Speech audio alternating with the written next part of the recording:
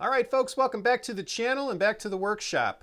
Today I want to talk to you about what I've got for sale on the Hickory Hacker web store. I'm filming this video on Thanksgiving Day 2024, so if you watch this within a couple days of me posting it, happy Thanksgiving. But I chose today to post this video because, or I should say I chose tomorrow to post this video, which is Black Friday, because I've got a lot of great deals going on in the Hickory Hacker web store at hickoryhacker.com. And I wanted to go over those deals with you today. You notice the headline of this video alluded to now being a great time to get into hickory golf. It's specifically if you want to buy authentic hickory golf clubs that are ready to play. And that's what I've got for sale on the website right now. I've got 6 new pre-1935 authentic hickory beginner sets up there, and I've also got 2 circa 1900 and earlier gutty sets available. So I've been busy over the last month and a half trying to pull together all the different individual clubs that I have, restoring them, putting them together into what I think are pretty good beginner sets. And I've got a couple of those sitting next to me here right now. So we'll start with the pre-35s, and you'll see photos of these clubs, close-ups as I talk about them.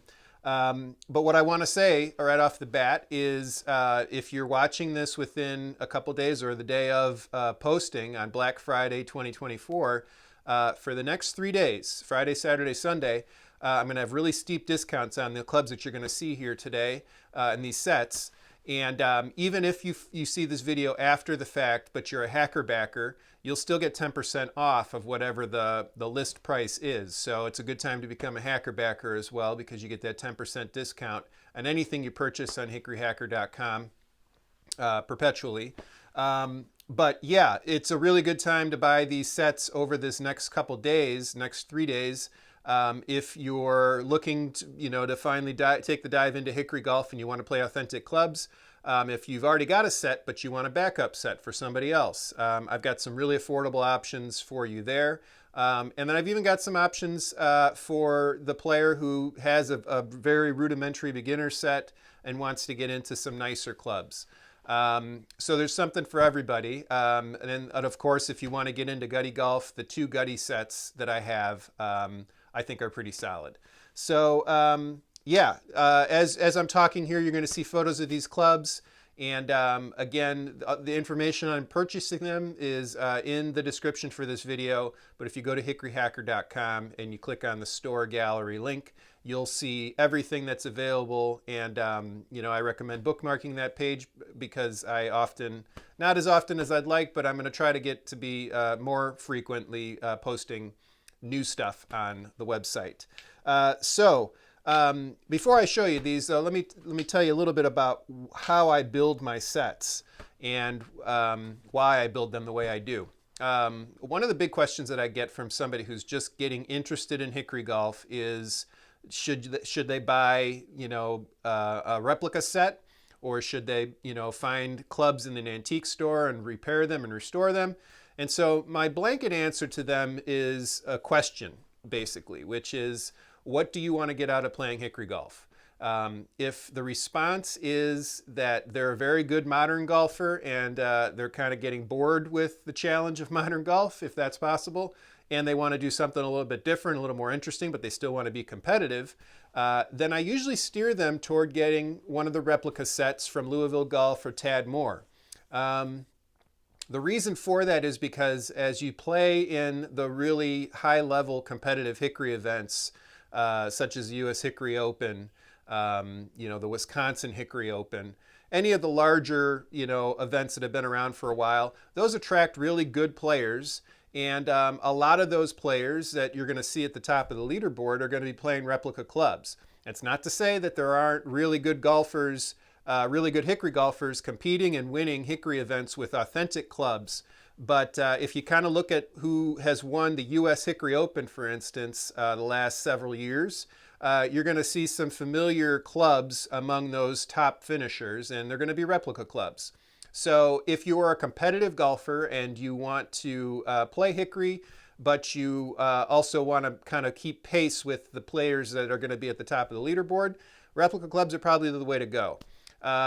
If, on the other hand, you're just a casual golfer and you're into the game's history and you want to learn how they played the game pre-1935 or pre-1900, and you're more into the experience than you are the competitive aspect of golf, then I highly recommend the authentic clubs, because there you're going to get an opportunity to play a genuine antique.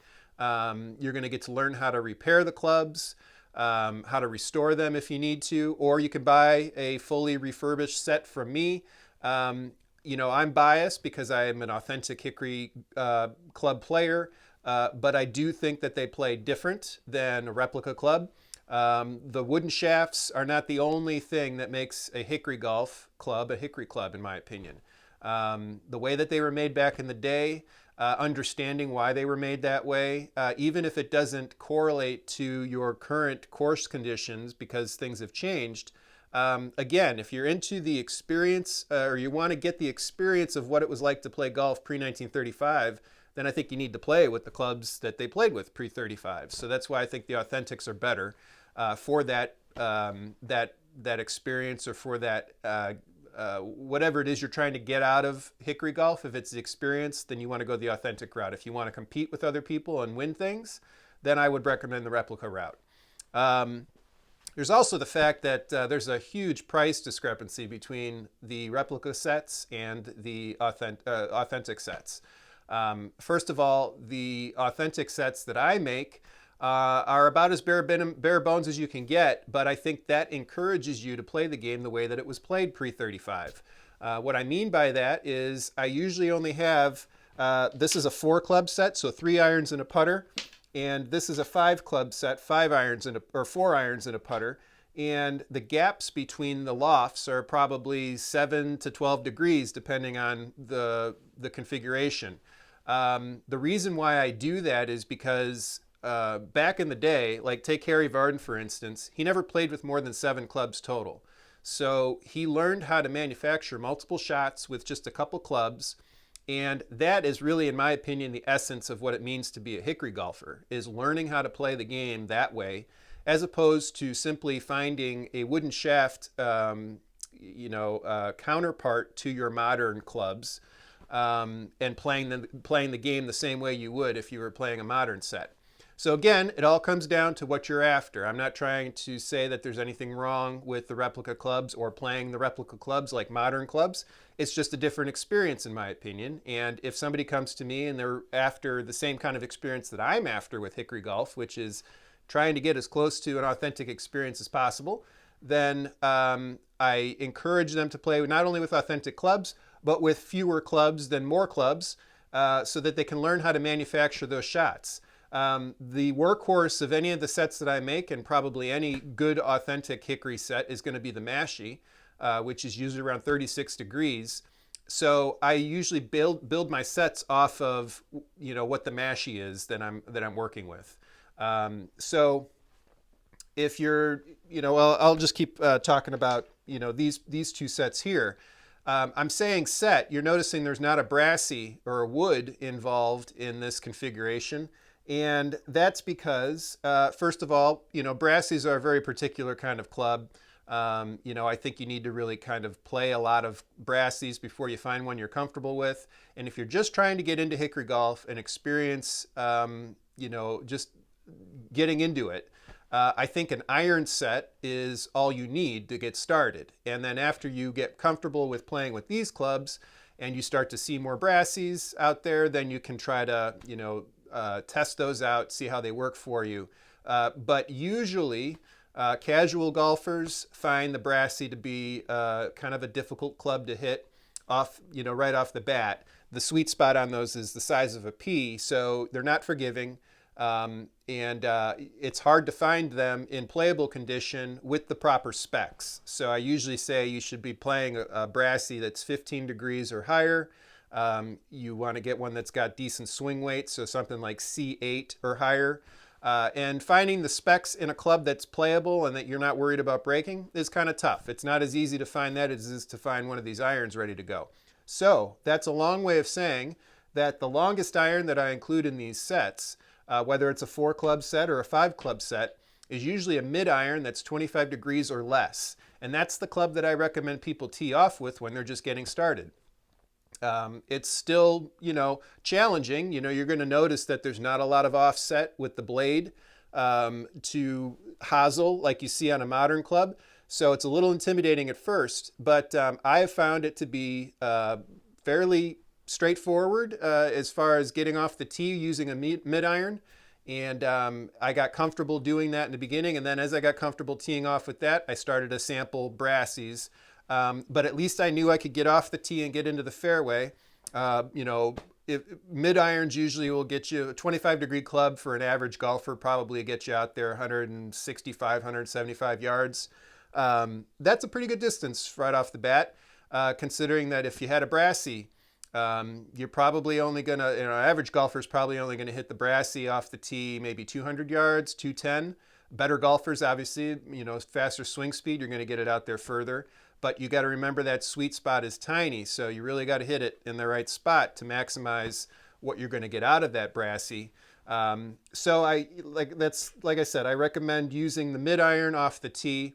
And if you're a high handicap player and you're having difficulty with the mid iron off the tee, then I say take a step back to the mashie and just practice on getting that sweet spot contact and practice that nice tempoed swing that makes hickory golf, or makes a hickory club work for you, which is, you don't need to swing out of your shoes. You don't need to swing fast. You're just trying to make nice, easygoing, tempoed contact and hit that sweet spot so you can maximize that. So that's kind of, in a nutshell, how I build these sets. I build them so that you can, use the mid iron off the tee, and then you've got everything else after that to get you into the hole. Basically, you've got a putter. As far as the difference between the 4 club and the 5 club, it really is basically on the high lofted end of the bag. So there's not a lot of difference then between the mid iron, the mashie, and probably like the mashie niblick, or whatever the niblick is in a 4 club set. But then with the 5 club sets, I usually do one more club between the mashie and the niblick, so a mashie niblick, that kind of reduces the loft gap between those 3 clubs and gives you more options as you're getting closer to the green. Some players, as they're getting used to the hickory game, still want to try to play those lofted shots into the green. So a mashie niblick is the club to do that with, because you find that if you try to play a niblick that way, the leading, or the sole is usually so thin that it doesn't interact with North American turf that well. Not to sidetrack myself too much, but that's one of the fun things about learning how these clubs were made and what they can and can't do depending on the turf conditions. The niblick being the prime example of this. A lot of times the niblick, and the way that it was designed, was actually designed for links golf, especially if it's a Scottish club. And basically the companies that were making niblicks, even in the United States, into the 1920s, were still sort of building their clubs based on what the Scottish makers were doing or had done. And it finally, and probably, I don't know, I would say in my mid 1920s, more makers started to recognize the value of bounce and having a flange at the back, the bottom of the sole, to try to interact better with the turf, especially in North American circumstances where the turf was a lot softer than in Scotland. So again, that's just one of those things that you get to experience firsthand, is trying to swing a niblick full swing and just digging it into the turf, because it's basically like a razor thin sole. You don't get that with the replica clubs, because those replica clubs are built with modern bounce in them to make them more playable on contemporary golf courses. But those are the little nuances and little details that I like about authentic clubs. So I do try to avoid circumstances of giving you a niblick that's just got that razor thin sole. They're just not very practical. Some guys like them, to just use for chipping and rough situations where that sole doesn't really interact with the turf as much. But if I'm building one of these 4 club or 5 club sets, I try to put in a mashie niblick that's got a fatter sole on it, maybe not a flange, because those are expensive clubs, but just a little bit more material on the sole so that you can kind of open it up a little bit and use it like you would normally use a modern wedge. But again, I also kind of couched that by saying, you want to learn how to play the game the way they played it back then. So the niblick for a lot of guys back in the day was a rescue club. It wasn't a club that you used like a modern wedge today. And you would figure out how to manufacture that short chip that you want with the mashie. Or you would use the mashie niblick. So it's all about kind of getting yourself in the mindset of a pre-35 golfer and figuring out how to use these clubs in those different situations the way they would have used them. That's what I encourage players to do. And by limiting the number of clubs that they have to choose from, I think it helps encourage that.